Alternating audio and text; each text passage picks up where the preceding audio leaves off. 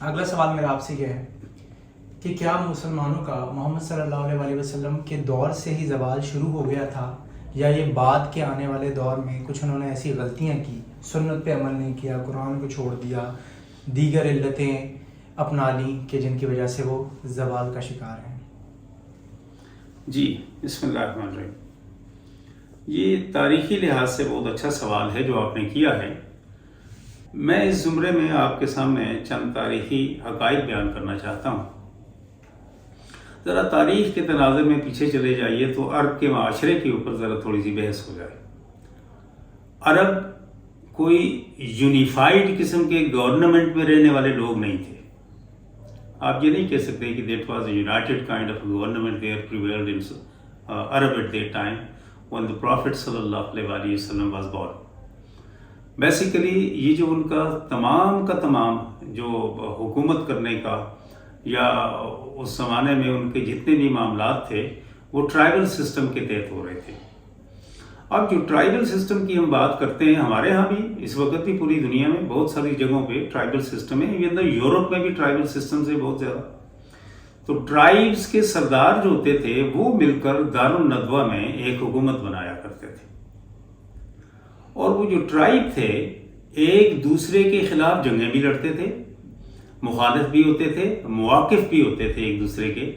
لیکن فیصلہ دارالندوہ میں کیا کرتے تھے۔ جب فیصلہ ہو جاتا تھا تو سب کے سب اس کی پابندی کیا کرتے تھے۔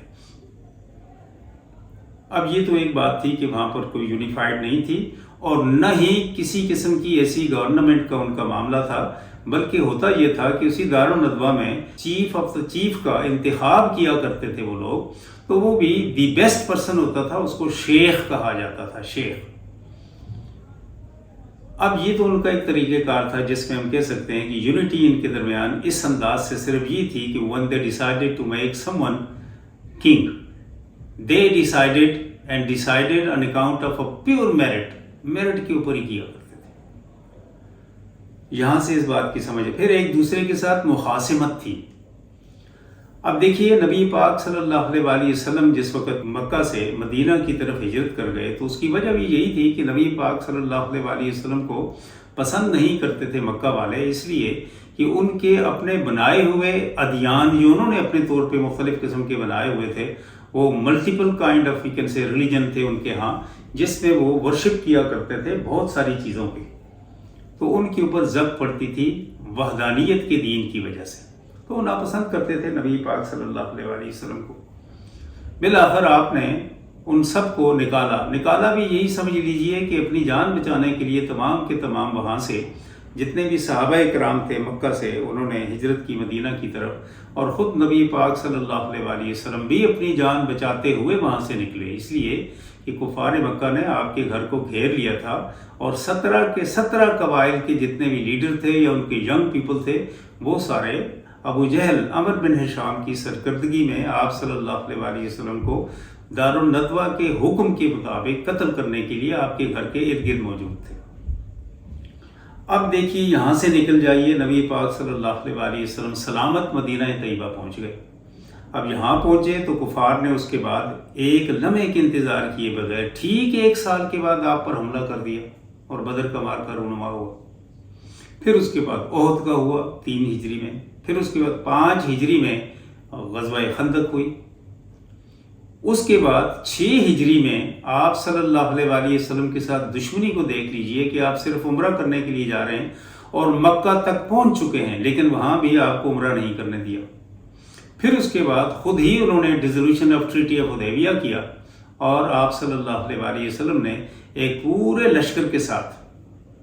مکہ پہ حملہ کیا، اور بغیر کسی قسم کے خون خرابے کے، خون بہائے ہوئے آپ صلی اللہ علیہ وسلم نے مکہ فتح کر لیا۔ اب ان ساری جتنی چیزوں کو دیکھو تو اسلام حقیقت میں عرب میں تیزی سے جو پھیلتا ہے فتح مکہ کے بعد پھیلتا ہے، لیکن فتح مکہ کی ساری کوالیفیکیشنز کو دیکھ لیجئے تو اس میں کیا تھی کہ جب سارے کے سارے کفار مکہ بے بس ہو گئے کہ اب ہمارے پاس اور کوئی چارہ نہیں ہے مقابلہ کرنے کا، تو تب انہوں نے اسلام قبول کیا۔ اب اسلام قبول کرنے کے بعد مکہ والوں نے 21 دن آپ وہاں پر رہے یا 19 دن رہے مکہ میں. اس دوران ہی بنو حوازن اٹھ کھڑے ہوئے اور حنین میں آپ صلی اللہ علیہ وسلم کو ان کے ساتھ جنگ کرنی پڑی. انہیں شکست ہوئی تو وہ طائف میں جا کر روپوش ہو گئے. طائف کا محاصرہ کیا تو کامیاب نہیں ہوا تو نبی پاک صلی اللہ علیہ وسلم واپس آ رہے ہیں. جب واپس آ رہے ہیں تو اس وقت دیکھ لیجئے کہ جس وقت آپ صلی اللہ علیہ وسلم نے حنین کا مال غنیمت تقسیم کرنا چاہا تو اس میں کتنے لوگوں نے آبجیکشنز کی. یعنی آپ اندازہ لگا دیجئے کہ اس کا مطلب ہے کہ نبی پاک صلی اللہ علیہ وسلم خود موجود ہیں, آپ کی موجودگی میں بھی فرقہ بندیاں شروع ہو گئی ہیں.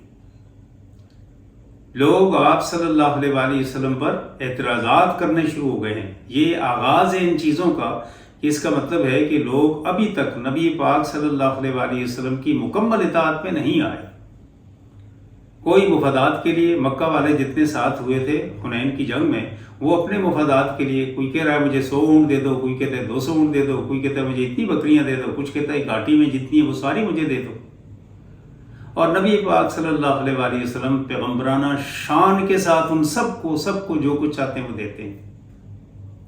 اور بالآخر انصار آ جاتے ہیں آپ صلی اللہ علیہ وسلم کے پاس اور فرماتے ہیں وہاں پر کہ یا رسول اللہ صلی اللہ علیہ وسلم جنگ ہم نے لڑی ہے اور ان سب کو. تو اس وقت نبی پاک صلی اللہ علیہ وسلم ان کو ایک سرمن دیتے ہیں, ایک خطاب کرتے ہیں جس میں وقتی طور پر ان کے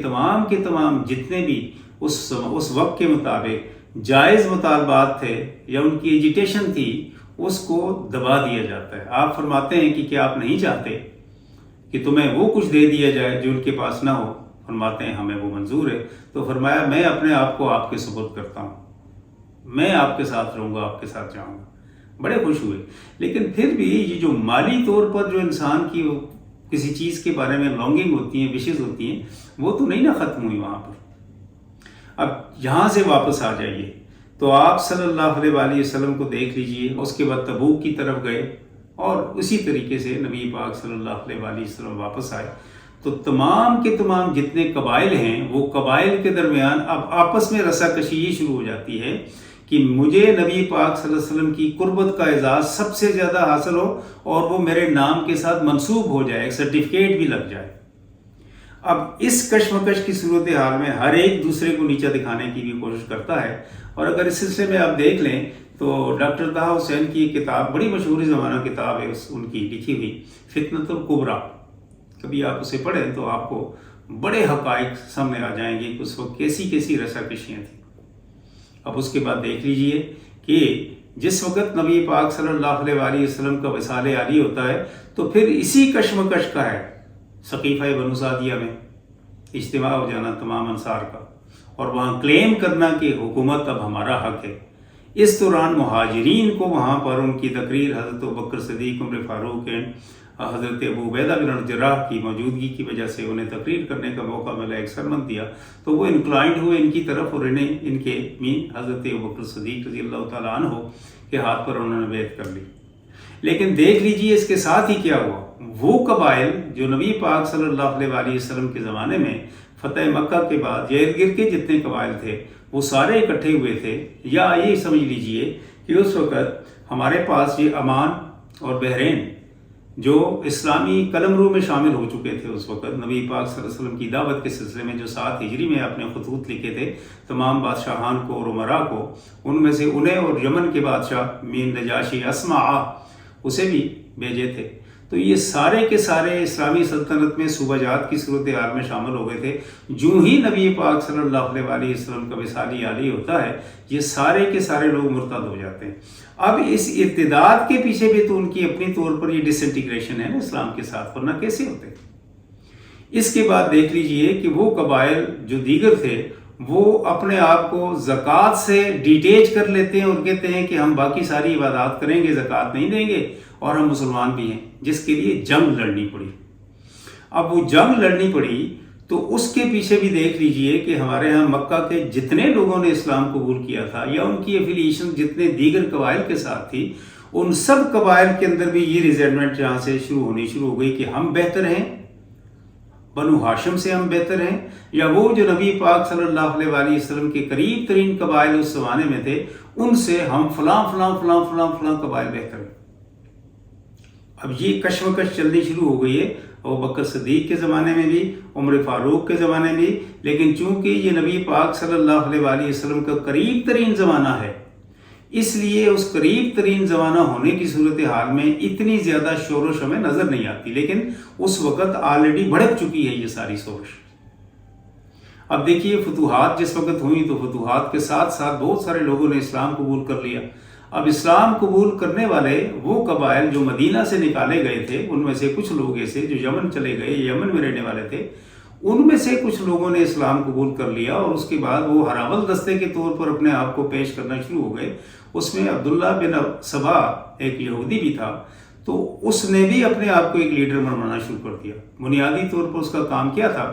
انہوں نے دیکھا کہ بھائی فتوحات تو اتنی زیادہ ہو چکی ہیں، قوت میں مسلمان بہت زیادہ آ گیا ہے، تیغ و تفنگ سے تو مقابلہ ہو نہیں سکتا، اب واحد راستہ رہ گیا ہے، وہ کیا ہے کہ ان کے اندر سے اسے ڈس انٹیگریٹ کیا جائے۔ اب اس کے لیے انہوں نے کیا کیا، وہاں پر حضرت عثمان غنی رضی اللہ تعالیٰ عنہ کے خلاف ریشہ دوانیاں کر کے ایک لشکر تیار کیا، جو 2000 سے 6000 تک مختلف تواریخ میں نظر آتا ہے ہمیں ان کے نمبر آف پیپل۔ وہ بھی اپنی طور پر اپنی عذرداریاں لے کر حضرت عثمان غنی رضی اللہ تعالیٰ عنہ کے پاس آتے ہیں کہ ہمیں مال غنیمت میں سے حصہ نہیں ملتا، اور اس میں مصر کے تھے، موصل کے تھے، بصرہ کے تھے، کوفہ کے تھے، یہ لوگ تھے جو ہماری شمال اور افریقہ کی طرف جن کی فتوحات جاری تھی، تو ان میں وہ لوگ شامل تھے، تو انہوں نے نہیں دیا گیا تھا۔ لیکن اس کو اس رنگ میں پیش کر دینا کہ حضرت عثمان غنی رضی اللہ تعالیٰ عنہ کی شہادت تک کا واقعہ ہو جائے، یہ اس زمانے کے یہودیوں نے جو پیچھے بیٹھے ہوئے تھے، انہوں نے کہا کہ لڑکے تو ہم کسی صورتحال میں ان سے مقابلہ نہیں کر سکتے، نہ جیت سکتے، اب واحد راستہ ہے کہ ان کے اندر رہ کر ان کے اندر منافرت پیدا کی جائے۔ اب دوسرا کام انہوں نے کیا کہ جب حضرت عثمان غنی رضی اللہ تعالیٰ عنہ کو بھی شہید کر دیا گیا، اس کے بعد حضرت علی کرم اللہ وجہ الکریم کے درمیان بھی انہوں نے حضرت سیدہ عائشہ صدیقہ رضی اللہ تعالیٰ عنہ اور سیدنا علی کرم اللہ وجہ الکریم کے درمیان جنگ جمل کروا کر بھی جب ان کا دل نہ بھرا تو بیٹل آف صفین میں بھی وہ سارے لوگ شامل ہو کر ادھر سے شہ دیتے رہے، ادھر سے ان کو شہ دیتے رہے، ہزاروں ہمارے مسلمان سول وار میں وہ بھی شہید ہوئے۔ اور پھر اس کے بعد ایک اور فرقہ نکلا، اس فرقے کو بھی اگر دیکھا جائے تو اس کو شہ دی یہی عبداللہ بن سبا یہودی نے، جو سبائی فرقے کے نام سے جانا جاتا تھا اس زمانے میں، اس نے کیا۔ اب دیکھیے کہ اس کے بعد کا جو معاملہ کیا ہوتا ہے یہاں پھر انہوں نے دیکھا کہ نہیں، حضرت علی کرم اللہ وجہ الکریم کی شہادت کے بعد بھی اسلامی دنیا میں افتراق نہیں ہوا کسی وجہ سے، حالانکہ بڑا کبھی جرم تھا یہ، اور حضرت امام حسن علیہ السلام سے حکمرانی بھی چھینی گئی، اس کے بعد حضرت امام حسین علیہ السلام کو بھی شہید کر دیا گیا۔ تو یہ انفرادی قسم کے واقعات گنے جاتے تھے ان سبائیوں کے درمیان۔ بہتر منصوبہ بندی کے تحت انہوں نے آگے بڑھنا شروع کیا، اور جب دیکھا کہ اسلامی سلطنت میں دوبارہ استحکام آنا شروع ہو گیا ہے، کوئی سول وار اب مزید نہیں ہو رہی، خون خرابہ نہیں ہو رہا، تو اکا دکیا واقعات کے تحت انہوں نے بہت بڑے بڑے اسکالرس کو، جو زمانے کے اسکالر تھے، بہت بڑے بڑے مذہبی رہنماؤں کو، یا ائمہ اعظام کو، یا وہ جو بڑے بڑے لوگ تھے جو اتحاد و اتفاق کے لیے بہت زیادہ سود مند تھے اسلامی سلطنت میں، ان کو اکا کر کے انہوں نے قتل کرنا شروع کر دیا۔ اب اس قتل کی وجہ سے بھی اسلامی دنیا میں افتراق پیدا ہونا شروع ہو گیا۔ اب جب انہوں نے یہاں سے دیکھا کہ جی یہ صورتحال اس طرح نہیں ہے، تو یہ ڈس انٹیگریشن انہوں نے کیا کی کہ ان کے ایمانیات اور ایقانات کو ڈس انٹیگریٹ کرو۔ اس کے لیے کیا کیا انہوں نے؟ انتہائی قسم کی ایسی چال چلی جو ان کے لیے بڑی سود مند ہوئی۔ وہ چال کیا تھی کہ انہوں نے نبی پاک صلی اللہ علیہ وآلہ وسلم کی اہل بیت اطہار کی عزت و توقیر کو بہانہ بنا کر تمام ہمارے جتنے بھی صحابہ کرام، کبار صحابہ کرام، عظام،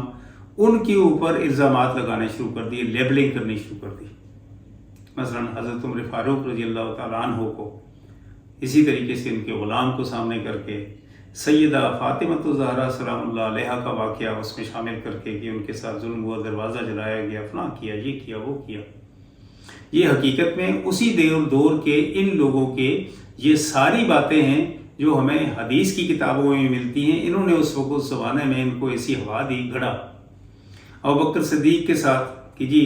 حب رسول صلی اللہ علیہ وآلہ وسلم اور اہل بیت اطہار کا تقاضا ہے کہ ان کو جو